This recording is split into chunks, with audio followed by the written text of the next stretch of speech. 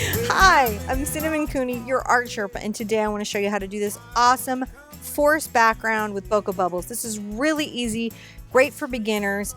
All you've got to do is get your paint and your brushes and come back and meet me at the easel right now. We're going to background together.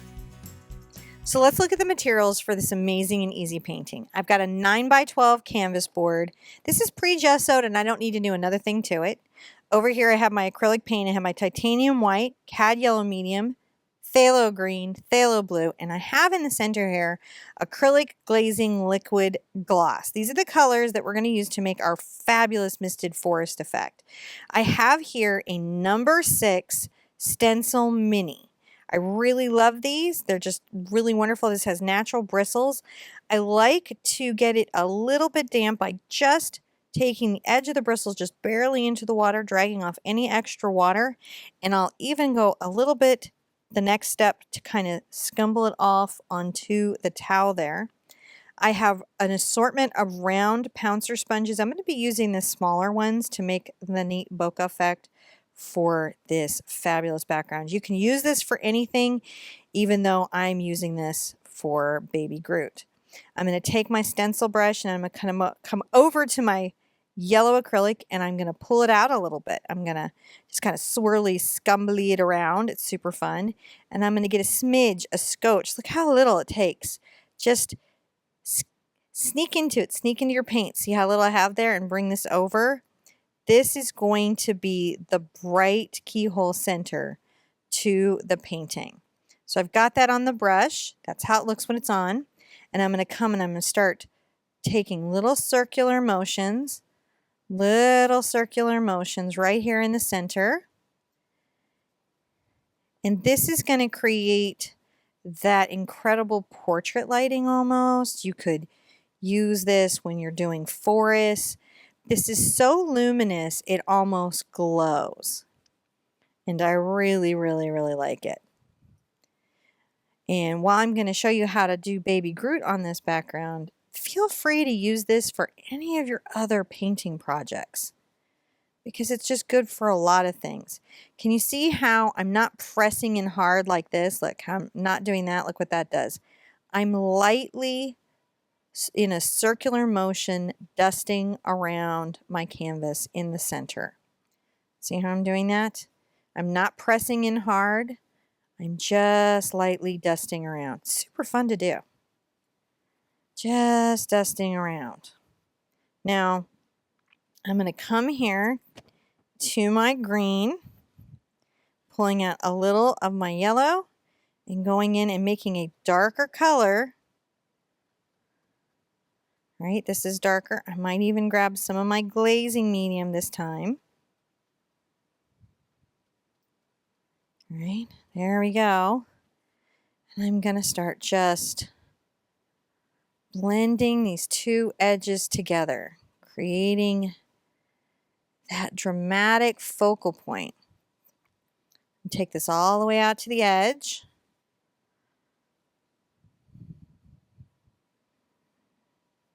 And you can just see it's just pressing that in. Really covers the canvas very, very easily. This is a great background method. I really like it. When I'm trying to blend these two edges together, it's about just softly dusting. That way I get a soft blend, and that's what you're looking for, as if the light is gently transitioning. And I'm just pressing, just dusting very lightly between these two spaces so that it's just glazing and dusting and you're getting this great blend. Sometimes people think you can only get this in oils, but you can get this in acrylic too. It's just knowing how. I'm going to get some more paint. Some more paint right here. Just pulling the yellow into my green. Little glaze. And finishing up going around. Super fun, super fast. All right. Blending these two areas in. Just being soft. Be soft, gentle. Baby kisses, butterfly kisses. When I come around to the bottom, because I've got a lip on my easel, I often need to flip my canvas to get a good, comfortable angle. Remember, your canvases move. Don't make your body uncomfortable. Don't bend in a way that causes injury or discomfort. Just remember, canvases move. Canvases move. Pulling out a little more paint here. And continuing to go around. There we go. There we go. It's just a nice background with a bright highlight here. Just dusting it so you get a good blend. And just see how it just, a little bit of pigment. If you really like doing your makeup, you're going to find that this works really well. Sometimes you'll see me just softly dusting back and forth, making these edges transition easily. I'm going to dry this real fast with my hair dryer so the next dark layer really glazes over what I already have. Now we get to add a little more drama, and it's always fun to put drama on your canvas. I'm going to take my green, my phthalo green, and a little of my phthalo blue, and it's going to really cool this color. I'm going to pull it into my glaze, and I'm going to start just dusting the outer corners of the canvas. You can just see how light the pressure is here on the bristles. They're just dancing. Just make your brush dance, dance, dance, dance, dance. Dance, dance, dance, dance, dance. You want to keep this dark color focused to the outer edges. So the hardest pressure you'll have is around the edges of the canvas. I'm just being very soft. Very, very soft. Just creating that soft transition. You can see how it just gives you that incredible deep forest effect. Just coming up the edge, softly, softly blending. Just creating space and interest. So now I can flip the canvas over again. I've got my bottom and I'm still just blending. Just softly blending. So I'm going to come over here and get some more green. Excellent. Get your glaze on there. Super fun stuff. Just dusting around. You can do this on any size canvas you want. This is a great background for anything that you want to have a real forest and woodland kind of feel.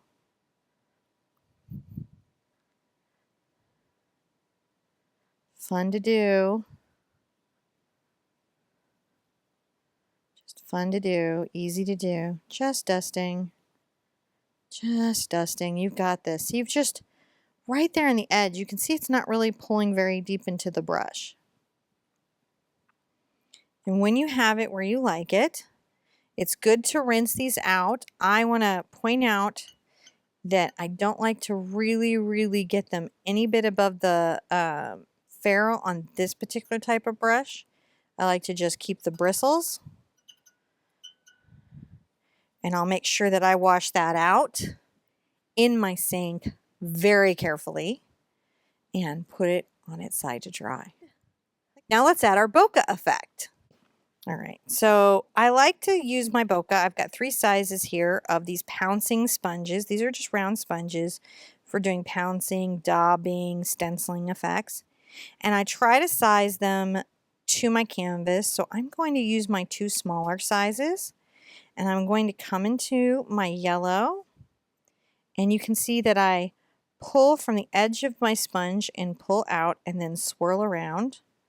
I'm going to go to the other side, pull out, swirl around, and that kind of gives me a dusting. It's not coated with paint. I'm not going to get them wet because that's going to make a lot of bubbles. And I'm going to really tone that back with my white. I haven't even dried my canvas because I want the green to pick up a little bit into this. Now I know my figure is going to be centrally here, so I don't need to go crazy. I want a little more yellow than what I have with my dots in the center, but I do want it to layer. So I'm going to softly press. How I do that is I softly press and twist. I don't have a huge amount of paint on there, so it lets me do sort of the see-through effect. And that way, you know, if it's not perfect, no worries. Just a little bit of fun. I'm going to take this and wash this out immediately.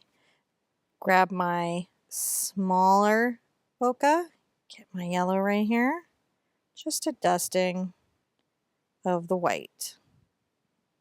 You can kind of see that just on the edge. So this will give us some nice little sort of sparkles that we can do.